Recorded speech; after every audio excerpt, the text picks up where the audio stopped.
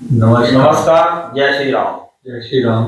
आप सभी का स्वागत है हमारे चैनल पर। चैनल को लाइक कर लेना और वीडियो को भी लाइक करना, कमेंट करना और चैनल को सब्सक्राइब कर लेना, क्योंकि बहुत ही इंटरेस्टिंग वीडियो आगे भी आने वाली है और आज की वीडियो तो काफी इंटरेस्टिंग है। तो शास्त्री कैसे हैं आप? बिल्कुल बहुत अच्छे हैं। और आज के जिस युग में हम रह रहे हैं, कलयुग में रह रहे हैं, क्योंकि सनातन धर्म के अनुसार इस समय हम कलयुग में रह रहे हैं। बिल्कुल ठीक है। तो कलयुग में सब आनंद ही आनंद में है, सारी फैसिलिटीज है, सारा कुछ है। बिल्कुल नहीं, चलो ये कहने की बात है। चलो जैसे सनातन धर्म के अनुसार 4 युग है हमारे, जैसे है ना, सतयुग हुआ एक पहला, जो उसके बाद त्रेता युग आया जिसमें प्रभु श्री राम जी ने अवतार लिया। तो उसके बाद द्वापर युग, प्रभु श्री कृष्ण जी ने अवतार लिया। तो हम बात करना चाहूंगा मैं आज भी सतयुग में, मतलब जो समाज था, जो लोग थे वो कैसे थे, क्योंकि इस वक्त हमारा सनातन धर्म के अनुसार कलयुग चल रहा है। तो कलयुग के बारे में तो आप सभी को मालूम है, वे कैसे लोग हैं और क्या चल रहा है। तो इसके बारे में भी हम करेंगे, बाद में करेंगे, अच्छी बातें करेंगे। हाँ जी। तो पहले हम सतयुग के बारे में जानना चाहूंगा। सतयुग के बारे में बताइए कि उस वक्त हमारी जो लोगों की जो आयु, जो एवरेज क्या थी, जो हाइट, या उनके बारे में, थोड़ा समाज के बारे में बताइए। सतयुग हम सारे के बारे में बताएं, सारे युग। पहले सतयुग से शुरू करते हैं। सतयुग जो था, सत का नाम ही परमात्मा है। बिल्कुल। और परमात्मा को मानने वाले ही लोग थे, मतलब हर वक्त वो भगवान की ही भक्ति में लीन रहते थे। मैं सबसे शुरुआत में आपको सबको, जितने हमारे ऑडियंस देख रहे हैं, एक दोहा श्री रामचरितमानस का सुना देता हूँ, क्योंकि एक्सप्लेन इसको बाद में करेंगे। सतयुग त्रेता द्वापर पूजा मख और योग, जो गति होई सो कलि हरि नाम ते पावे लोग। आज इसमें लोग किसकी पूजा करते थे इस दोहे में? ये श्री रामचरितमानस का गोस्वामी संत तुलसीदास जी ने रामायण श्री रामचरितमानस है ना जो लिखा है उसका है। अब शुरू में मैंने जैसे बताया कि पूजा और भक्ति में लगे रहते। पूजा भी सही शब्द है, क्योंकि दोहे में ये पूजा ही है। तो वो भक्ति में भगवान की लगे रहते थे। उस समय नर और नारायण हुए सतयुग में। नर भी भगवान के ही स्वरूप थे और नारायण जो परमात्मा परम परमेश्वर है, तो उसकी भक्ति में ही लोग लगे रहते थे। और नर और नारायण से मेरे को एक प्रसंग याद आया, शायद किसी पुराण में मैंने पढ़ा था। तो नर जो शब्द लगाया, हमारे लिए नहीं लगाया। नर दो ही हुए, एक सतयुग में नर नारायण के जो युग हुआ है ना, और एक अर्जुन और भगवान कृष्ण। क्योंकि ये जो छाती का स्किन होता है ना, मर्दों के भी होता है ना छाती का, तो इन दोनों की छाती में वो चिन्ह नहीं था। छाती का चिन्ह समझ ना, ये दो नर हुए, एक अर्जुन और एक नर। मैंने कई कथाओं में ये बात की हुई है। लोगों को अगर ऐसा लगे तो वो श्रीमद् भागवत या पुराण पढ़े तो क्लैरिफाई हो जाएगा। तो वो नर और नारायण और भक्ति में ही लगे रहते थे। और सतयुग में देखो बहुत लंबी आयु होती थी शर्मा जी, 1 लाख साल मैक्सिमम, 1 लाख साल। और फिर उसी हिसाब से बचपन भी होता था, 10,000 साल, 10,000 साल तक बचपन ही होना। और शरीर भी वैसे ही थे, क्योंकि 1 लाख साल आयु होगी तो शरीर भी सुदृढ़ होगा, लंबा चौड़ा होगा ना, पहाड़ जैसा। लगभग 32 फीट, 32 फीट है ना हाइट, मतलब एवरेज है। जैसे आज से 5 गुना ज्यादा, मतलब 6 फुट, 5.5 फुट आयतन होती है, 6, 5, 30 है ना। और वैसा विशाल का शरीर आप पुराणों में या धार्मिक ग्रंथों में पढ़ोगे तो वैसे आपको इसका पूरा ज्ञान हो जाएगा। इतना बड़ा शरीर, क्योंकि छोटे शरीर इतनी लंबी आयु नहीं चल सकती। तो और वो होता था, और वैसे ही उनकी पावर होती थी, क्योंकि सतयुग में ये पुराणों में प्रसंग है कि वहां पर 100% पुण्य होता था, क्योंकि वो भक्ति में लगे रहते थे। 100% पुण्य, कोई लड़ाई, पाप 0%। मैंने कई देशों में, जैसे मैं यूरोप में गया था, नॉर्वे में क्राइम था तो -0, मतलब क्राइम है ही नहीं। अभी भी पृथ्वी पर ऐसे लोग हैं तो कुंडियां और जंदे वैसे खुले रहते हैं, मतलब ताले। तो वो जो उनकी पूजा भक्ति थी, उससे आकाश से बारिश भी समय पर होती थी, फसल भी समय पर होती थी। प्रकृति की पूरी कृपा थी, मतलब हर टाइम जैसे अब आजकल होता है ना, बरसात का मौसम हुआ तो बरसात हुई नहीं, बरसात के बाद बरसात हो रही है, लेकिन सतयुग में सभी जो प्रकृति टाइम पर होता सारा कुछ। और उस समय ज्यादातर लोग जो थे भक्ति भाव में घर गृहस्थी में नहीं आते थे।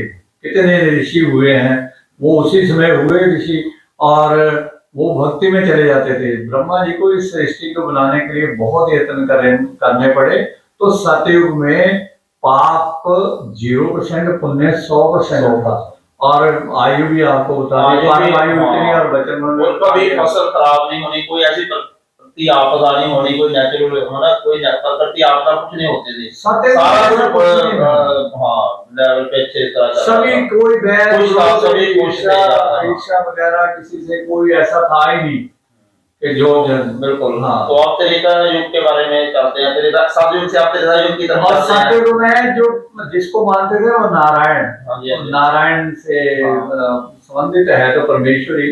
तो अब त्रेता की बात की, और त्रेता में शुरू करते हैं कि त्रेता में जो ईश्वर थे भगवान श्री राम, है ना, विष्णु अवतार हुआ भगवान श्री राम, है ना, और विष्णु को मानते थे, है ना, विष्णु के अवतार हुए तो लोग भी मानते थे। और त्रेता में आयु घट गई। कितने साल आई? अब आयु यहाँ 10,000 साल है, ठीक है, और बचपन रह गया 1,000 साल। और उसके हिसाब से शरीर भी हाइट कम हो गई, जैसे कि लगभग 21 फीट, मैक्सिमम 21 फीट, एवरेज है 20 भी हो सकते हैं। हाँ, मतलब वो तो आजकल होता था एवरेज है। हाँ, तो बड़े, ये भी बड़े बड़े शरीर होते थे। अब इतनी आयु बहुत ज्यादा हो जाता है। और यहाँ भी देखा कईयों की 200 साल उम्र हुई, कईयों के 300, त्रेता के आसपास बढ़ो। और इसमें जो था पाप और पुण्य की परसेंटेज थोड़ी कम हो गई। जैसे पुण्य 75%, अच्छा, पाप 25% हो, 25% पाप, मतलब पाप होते थे। जितने ऋषि मुनि लोग थे वो यज्ञ हवन इत्यादि करते थे, जो मैंने बताया, पूजा मक हवन को कहते हैं। अब त्रेता में हवन से ही सारी मनोकामना पूर्ण होती थी। तो हवन करते थे, ऋषि मुनि लोग करते थे, और भी जितने भी पृथ्वी पर यहाँ जाते लोक में जहाँ भी कोई तो हवन का महत्व था। विष्णु भगवान और अपने भगवान श्री राम इसके देवता हुए। और इसमें जो 25% पाप है, तो पाप थे, कितने लोग पापी थे। लोग कहते हैं कि भगवान राम थे तो पाप थे, वो तो सभी कथा आपको मालूम है। जैसे पूरा रावण था जिसने, तो प्रभु श्री राम ने, तो बड़े बड़े ऊंचे लंबे शरीर हो रहे, कईयों के छोटे भी शरीर होते थे। सृष्टि में सबके एक जैसे नहीं होते। वो तो अभी भी ऐसे ही है शास्त्री जी। वो इस वक्त कलयुग में कोई लंबा है 6 फुट का, कोई 5 फुट का, वो तो चलो चलता है, पर लेकिन एवरेज मतलब कलयुग से तो काफी लंबा शरीर था। तो वो देख लो, वो भगवान परशुराम हुए, जो उनके साथ भगवान श्री राम जी के साथ जिनका धनुष के बारे में विवाद हुआ। तो ये सारी कथाएं त्रेता युग में, मंदिर वगैरह भी बने उस वक्त, मंदिर में लोग जाते थे, बिल्कुल मंदिर भी थे और पूजनीय स्थल भी थे। ये त्रेता में ये सारी चीजें थी, और रिजल्ट वैसा ही था जितना पाप और पुण्य का 75-25। हाँ, और वैसी शरीर और वैसी परमायु और बचपन, है ना। तो उसके बाद द्वापर युग शुरू हो गया। फिर अब द्वापर में देखो काफी कुछ चेंज हो गया। द्वापर में क्योंकि भगवान श्री कृष्ण जी को योग पुरुष कहा गया है। योग और योगा में फर्क है। लोग एक्सरसाइज जो करवाते हैं ना टेलीविजन पर, ये योगा है, ये एक्सरसाइज है। ये शरीर स्वस्थ रहे, स्वस्थ शरीर ही भक्ति कर सकता है। हम किसी विवाद में नहीं डाल रहे आपको। अगर शरीर स्वस्थ होगा योगा करने से, तो आपका ध्यान लगाने के लिए वो शरीर स्वस्थ शरीर अच्छा रहेगा। लेकिन योग और योगा में बड़ा फर्क है। योग के द्वारा आप भगवत प्राप्ति कर सकते हैं। योग से आप अपने उस प्राण को जुड़ना है, मतलब ईश्वर से जुड़ना है। हाँ, योग साधना के द्वारा ईश्वर की प्राप्ति, ईश्वर के दर्शन कर सकते योग। और उसके जो अपने योग के योगेश्वर हैं भगवान श्री कृष्ण हैं, तो ये मैंने द्वापर में तो जो मतलब जैसे कि पुण्य कम हुए। हाँ, और यहाँ योग साधना के द्वारा भगवत प्राप्ति। तो द्वापर में हाइट कितनी रह गई? हाँ, द्वापर में पहले हाइट की बता देते हैं आपने। तो एवरेज लगाया था कि कैसे लोग होंगे? लगभग 11 फीट 11 फीट है ना, और थोड़ी ज्यादा ऊपर भी होता है, एवरेज हम 11 फीट। तो एज कितनी? एज फिर 1000 मैक्सिमम, और 100 साल तक बचपन, और जैसा शरीर होगा वैसे ही। अब भीम का उदाहरण देते हैं कि भीम इतना बड़ा था, राक्षस तब भी हुए, वो विशालकाय हुए, क्योंकि हर एक युग के अनुसार शरीर छोटे या बड़े हुए हैं। किसी के बहुत बड़े बड़े थे और किसी के छोटे, वो तो इतना रहता है। अब यहाँ पर योग के द्वारा भगवान की प्राप्ति ज्यादा लोग करते थे, योग साधना, हाँ, योग साधना के द्वारा करते थे।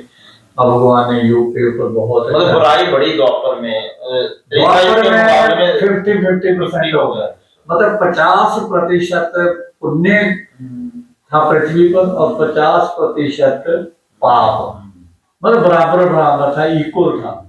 अगर भगवान कृष्ण थे तो कंस भी था, भगवान कृष्ण थे तो जरासंध भी था, तो भगवान कृष्ण थे तो कितने राक्षस भी हुए, या फिर युधिष्ठिर थे तो दूसरे अपोजिट में वो भी थे, जो उसका हिस्सा ही उसको देना नहीं चाहते थे। देखो सगे भाई। अब यहाँ पाप पुण्य की व्याख्या इस तरह से लो कि सगा मामा, रिश्ते में सगा मामा, नकली सहदेव, है ना, वो एक दूसरे के अपोजिट युद्ध करते हैं, तो 50-50% हो गया ना रिश्ता भी। और ऐसे कुंती जो थी, बुआ थी, तो वो भी रिश्तेदारों में युद्ध। कितने ही रिश्तेदार द्वापर में आपस में प्रतिद्वंदी बने हुए थे। लालच बढ़ गया ना, लालच बढ़ गया, द्वापर में लालच बढ़ गया।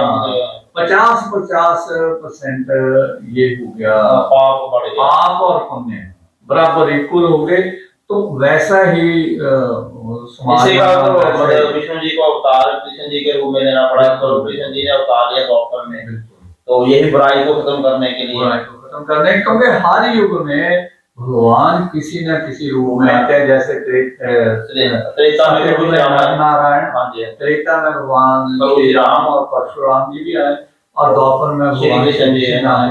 तो इस प्रकार से ये छोटे छोटे हम आपको टॉपिक इसलिए बताते हैं कि आप इसमें ना बोरियत भी महसूस ना करो, कहानी तो कितनी लंबी। हम अब जैसे कालयुग आ गया, तो आपके बाद कालयुग में एज भी कम होगी और हाइट भी कम हो गई।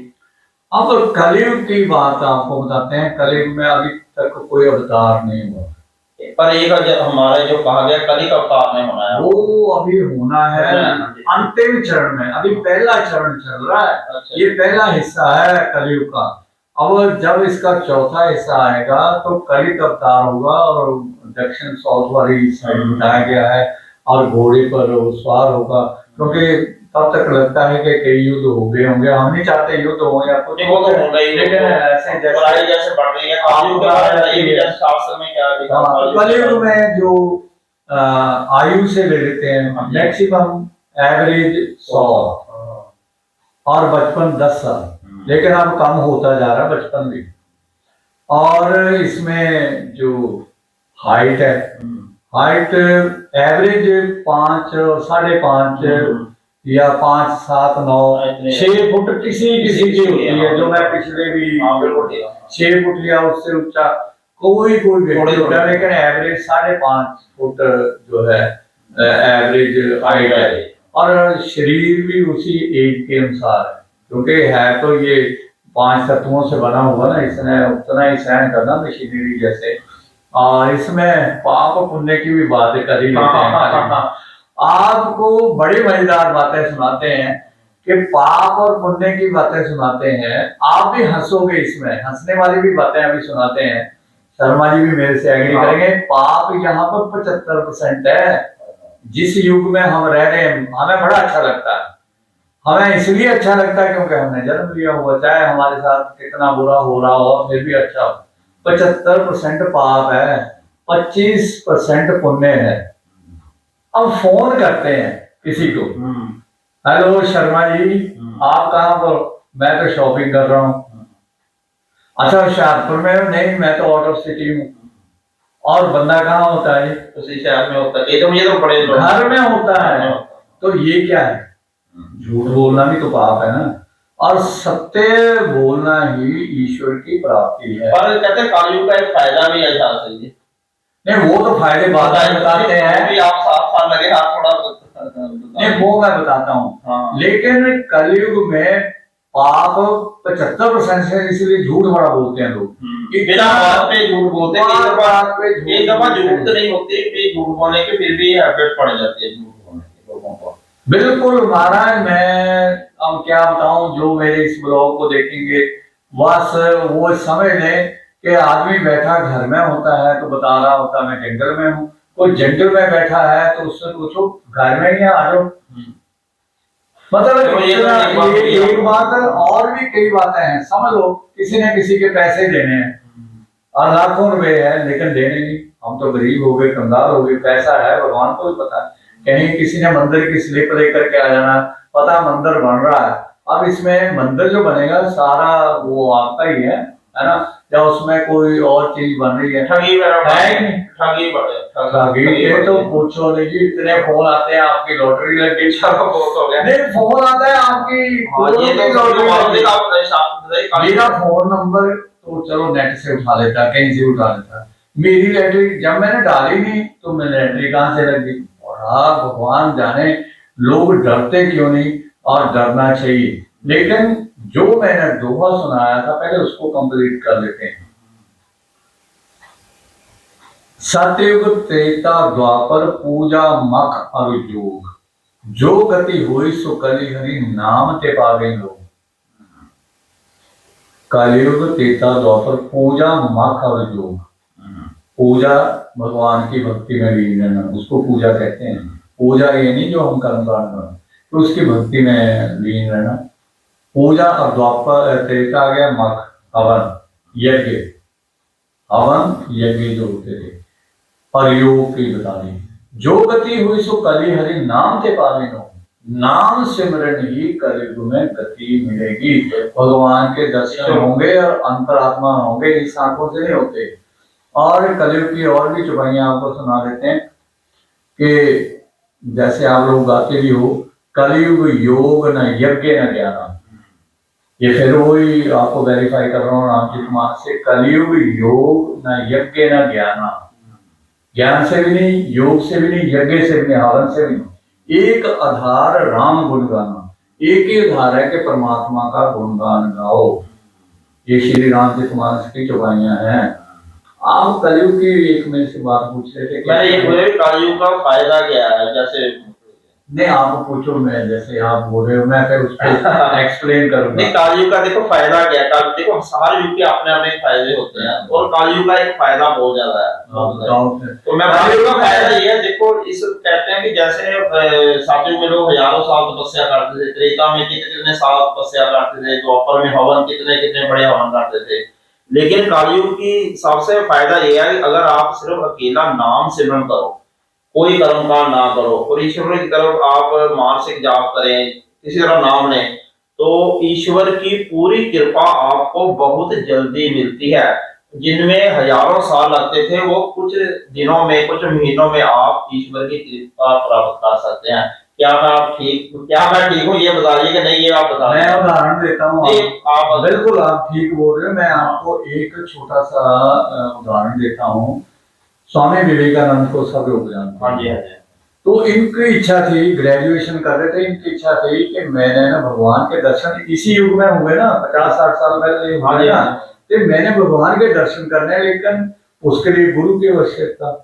और गुरु वो हो जिसने भगवान के दर्शन किए हो। तो ये जगह जगह जाने लगे लेकिन कोई गुरु मिला नहीं। तो एक बार ये अपने गंगा नदी में एक संत महात्मा का बताया कि वहां वो जल में रहते हैं, नौका विहारी करते हैं, वहीं रहना, कुछ खाना पीने को मिल गया, फलाहार वगैरह। तो उनके पास गए कि मेरे को वो जाते ही बोलने लगे कि हे तुम नरेन साहब ना, हे नरेन तुम मेरे पास इसलिए आए हो कि वो गुरु चाहिए जो भगवान के दर्शन करा दे, और जिसने दर्शन किए हो। देखो वो बड़ा हैरान हुआ कि तो गुरु जी मिल गए, कहते लेकिन मैं वो नहीं हूँ। उन्होंने स्वामी रामकृष्ण परमहंस का पता बताया, तो वो वहां चले गए और वहां जाकर के बैठ गए। वो तो मिले महाराज स्वामी रामकृष्ण परमहंस स्वामी विवेकानंद से गले मिले और कहने लगे मैं तो तेरा कब से इंतजार कर रहा था। जब दर्शन होने होते हैं तो गुरु भी आपका इंतजार कर रहा होता, मिलता है, आपकी भावना होनी चाहिए। तो वो कहने लगे फिर प्रश्नवाचक चिन्ह जैसे होता है, तो कहते हैं तुम यही सोचते हो कि मैंने भगवान के दर्शन किए हैं? हाँ मैंने किए हैं, और मैं तुम्हें भी करवा सकता हूँ। तो उन्होंने भगवान के दर्शन, ये वाला शोल्डर उन्होंने राइट हैंड पकड़ा या जो भी पकड़ा, और इतनी जोर से कसा कि वो ना उनकी नसें, जो चेहरा जो है शरीर पीला पड़ गया, वो सारी पावर जो है उसके शरीर में स्वामी विवेकानंद के गई और उनकी साधना लग गई। क्योंकि आप अंतर्मन से ही भगवान के दर्शन कर सकते हैं, इन आंखों से नहीं। इन आंखों से तो सूर्य नहीं हम देख सकते, जो साक्षात भगवान, वो दिव्य चक्षु भगवान देंगे, तब आपको भगवान के दर्शन होंगे ऐसी आंखों से। लेकिन अंतर्मन से आपके उनके दर्शन कराए, उनके समाधि लगे और उन्होंने गुरु धारण किया। और आपको एक और प्रमाण बताते हैं, द्वापर में जब भगवान श्री कृष्ण ने विराट स्वरूप बताया है, तो अर्जुन की आंखों से पानी तो गिरा, लेकिन आंखें भी नीचे को हो गई। वो इतना तेज होता है, हजारों करोड़ सूर्य के तेज के बराबर, हजारों करोड़ सूर्य, एक सूर्य नहीं हम गर्मी के मौसम में देख सकते हैं। तो भगवान का जो दिव्य स्वरूप है इतना सहज नहीं है। आप मीडिया में, सोशल मीडिया में इतने एक्टिव लोग पूछते हैं जी लोक हैं भी, मतलब जैसे स्वर्ग लोक, मोक्ष लोक। मैं कईयों को कमेंट करता हूँ, कईयों को नहीं करता हूँ, हमारे ब्लॉग में डाला हुआ है कहाँ कहाँ है। आप हमारे ग्रंथ जो पुराण है उनको पढ़िए, और भगवान के दर्शन इस युग में होते हैं। एक प्रमाण तो मैंने इनका दिया, और देते हैं आपको प्रमाण।